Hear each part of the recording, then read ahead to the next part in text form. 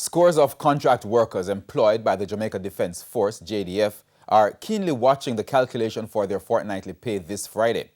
The workers, who are employed at different locations of the JDF, were distraught when their last paycheck was 4 days short of the usual amount, reflecting the recent no-movement days announced by the government.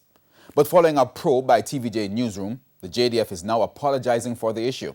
Details in this report. A stroll to the ATM after a long 2 weeks left Sam in shock when he saw the balance in his account. His fortnightly pay was 4 days short of the usual amount. The man, who is a contract employee of the Jamaica Defense Force, explained that the difference was reflective of the Monday and Tuesday lockdown days. Last week, Friday, which was the 17th, we saw that out of our pay, we didn't get paid for the days right? And then it is going to continue for the next payday, which is the 1st of October. The contract workers are paid in arrears, and there is another pay cycle which ends on Friday that includes no movement days. Our news center has learned that there was a meeting with contract workers on Wednesday, and it was announced that the 4 days deducted for the last pay cycle will be paid. Additionally, there will be no deductions for the pay cycle due on Friday.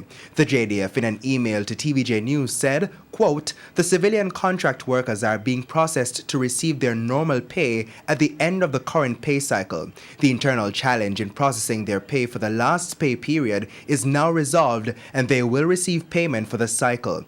The Jamaica Defense Force is sorry for any inconvenience caused," unquote. But the issue is raising more questions about the labor laws that have been flouted during the pandemic, according to one trade unionist. It's quite unfair in the first instance to expect them to be performing these duties that are not considered essential under the Act. And then you turn around and wanting to withhold what would have been paid, what should have been paid to them.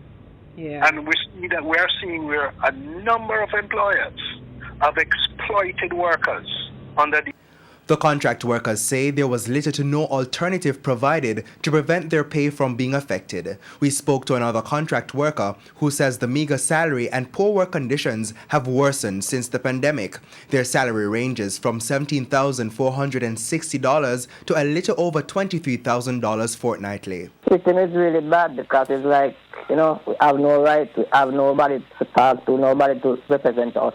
All those things. So it's like if you don't want it, you leave it. And like the others, he too is waiting to see whether the contract workers will be receiving the usual paycheck come Friday, October 1. Javon Keys, TVJ News.